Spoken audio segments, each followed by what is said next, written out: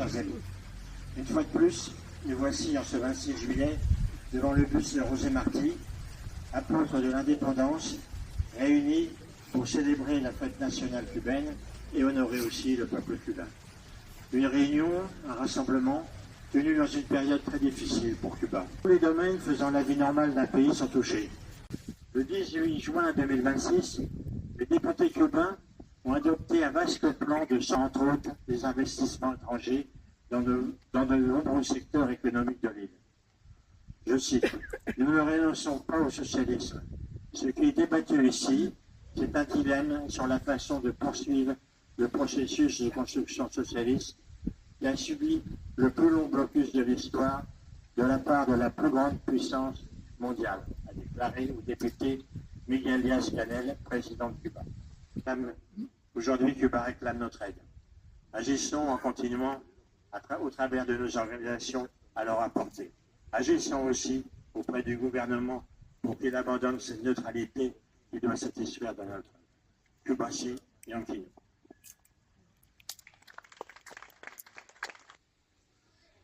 S'agissant de la crise à Cuba, je vais être bref. L'absence de pétrole, l'absence de carburant dramatique. Et il y a 2 jours, on a appris que les entreprises cédaient aux diktats et menaces de sanctions de l'administration Trump.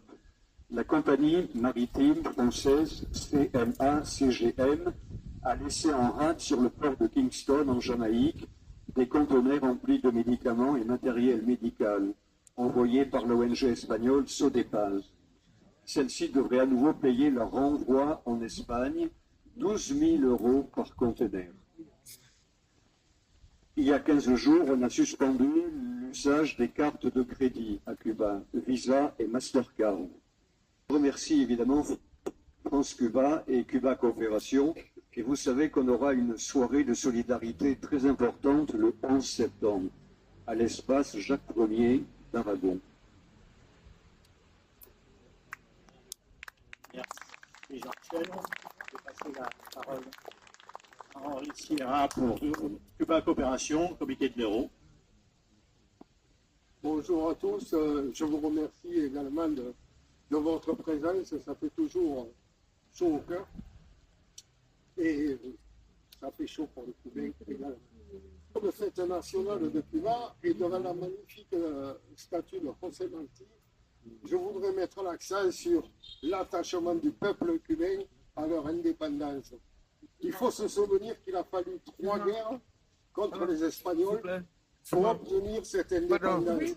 Plusieurs dizaines de milliers de morts, sans oublier l'esclavagisme, ni les camps de concentration créés par les Espagnols. Ce sont 400 000 Cubains qui ont été internés, dont 100 000 sont morts des suites de leur internement. Pour que cette indépendance soit réellement effective, il aura fallu attendre la révolution de 1959. En 1962, les États-Unis ne tolèrent pas cette situation. Et ils instaurent unilatéralement et illégalement au regard du droit international le blocus de Cuba en espérant que cette politique d'étranglement économique fera tomber Cuba dans leur escarcelle. Et ça fait 64 ans que ça dure.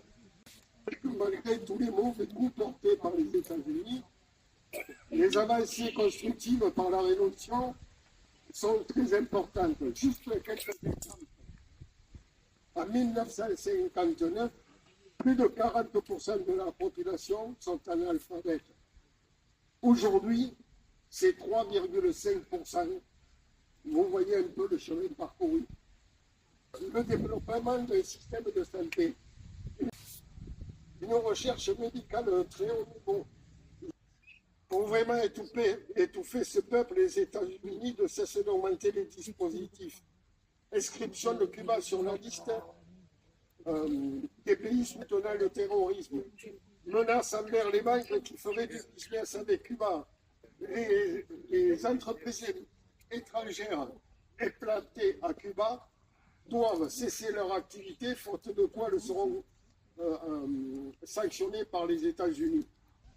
Le blocus total Sur le pétrole, ceux qui provoquent une crise économique pays apportent leur soutien, mais aussi organisent la solidarité. Ce sont le Mexique par l'envoi de produits de première nécessité, de médicaments, la Russie avec l'envoi de pétrole, la Chine par l'envoi de panneaux photovoltaïques, le Vietnam par l'envoi de cargaisons de riz, et le Brésil que j'ai oublié. Au niveau des ONG, ce sont des collectes qui ont permis d'envoyer des médicaments, de l'alimentation, du matériel. En France, des municipalités s'engagent à soutenir Cuba, notamment par le vote de vœux, comme à Montpellier, où un vœu déposé a été voté à l'unanimité. Merci. Merci à vous surtout. Alors, une fois n'est pas coutume, j'ai voulu vraiment mettre mes pensées de manière organisée, donc j'ai écrit. Et j'ai utilisé José Marti comme l'inspiration pour ce que j'ai écrit. Donc, chers amis de Cuba et les associations en premier lieu, c'est avec émotion et respect que je représente ici aujourd'hui le maire de Montpellier, Michael Delafosse, avec ma très chère collègue et amie surtout, Clara. Merci Clara pour tout ce que tu fais. Aujourd'hui, nous sommes réunis devant le buste de José Marti, figure universelle de la liberté, de la dignité et de l'indépendance des peuples. Marti écrivait « La patrie, c'est l'humanité ». Et cette phrase, devenue universelle, nous rappelle que la solidarité ne connaît pas de frontières.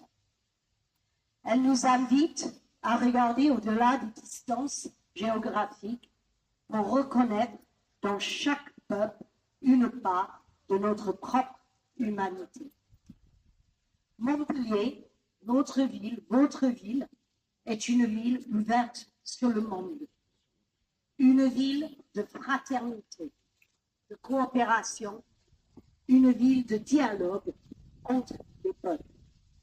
Et depuis de très nombreuses années, notre collectivité entretient des liens d'amitié avec Cuba et soutient mordicus, je vous l'ai dit, le travail remarquable des associations qui sont autour de moi ici et qui développent des projets de coopération, de solidarité et d'échange culturel. Je veux aujourd'hui saluer leur engagement fidèle. Dans les périodes les plus difficiles, elles ont permis de maintenir des ponts entre nos peuples, d'apporter une aide concrète et de faire vivre les valeurs de solidarité internationale. Et cette année encore, nous ne pouvons ignorer les difficultés extrêmes auxquelles le peuple cubain est confronté.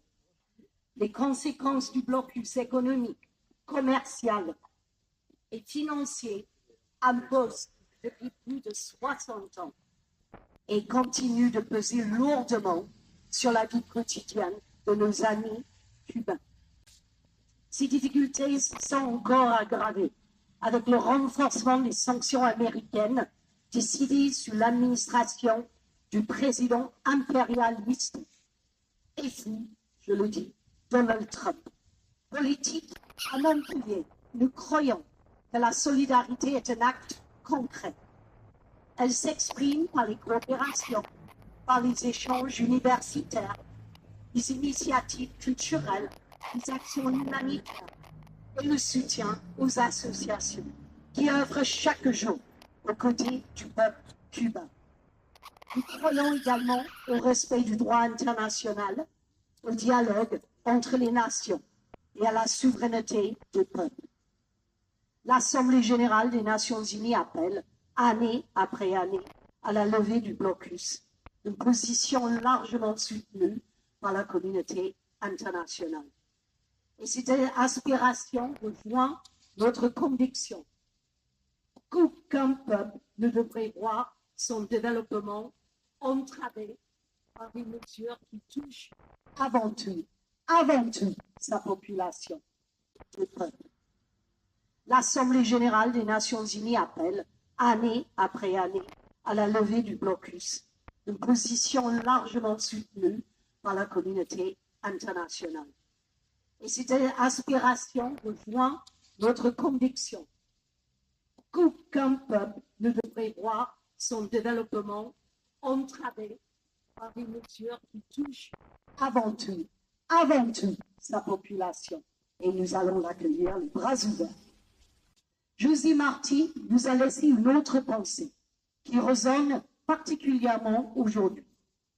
Avec tous et pour le bien de tous. Puissions-nous ici continuer à faire vivre cette idée à Montpellier en poursuivant notre engagement en faveur de la paix, de la coopération et de l'amitié entre les peuples. En cette journée nationale de Cuba, la ville de Montpellier réaffirme son soutien au peuple cubain et sa reconnaissance envers toutes celles et ceux qui, par leur engagement associatif de tous les jours, font vivre cette solidarité. Vive l'amitié entre Montpellier et Cuba. Vive la solidarité et la paix entre les peuples. Viva Cuba! Merci Clara. Je vais passer la parole à un autre élu de Montpellier. Bonjour, chers camarades, chers amis du peuple cubain. Je suis particulièrement content, heureux d'être ici à ce rassemblement, parce que d'abord j'ai eu l'honneur avec le groupe de la France Insoumise de porter au conseil municipal de Montpellier un vœu exigeant la levée immédiate du blocus économique, commercial imposé à Cuba, ainsi que le retrait de l'île de cette absurde liste des États soutenant le terrorisme. Vous l'avez dit dans vos discours, depuis plus de 60 ans maintenant, le peuple cubain subit une politique d'asphyxie à la fois économique et que l'immense majorité de la communauté internationale condamne année après année à l'Organisation des Nations Unies. Et depuis le retour de Donald Trump à la Maison-Blanche, cette politique s'inscrit dans une stratégie de plus en plus brutale. De la Palestine à l'Iran, du Venezuela au Liban, c'est toujours la même logique impérialiste qui est à l'œuvre, celle de l'ingérence, celle de la loi du plus fort et du mépris de la souveraineté des peuples. Le vœu qui a été adopté, et je veux remercier l'ensemble des élus du conseil municipal puisqu'il a été adopté à l'unanimité, c'est pas seulement un acte symbolique, c'est aussi le fait de dire que Montpellier, ville méditerranéenne, ville ouverte sur le monde, réaffirme que le droit des peuples, que la souveraineté des nations et la solidarité internationale est un principe fondamental. Mais, je veux le dire aussi, nous ne sommes pas là uniquement pour dénoncer le blocus en cours à Cuba. Ici, on a la statue de José Marti. Parce que José Marti, c'est pas seulement le père de l'indépendance cubaine, il appartient aussi à une tradition, à une lignée de ces géants de l'Amérique latine qui ont façonné la conscience révolutionnaire sur le continent.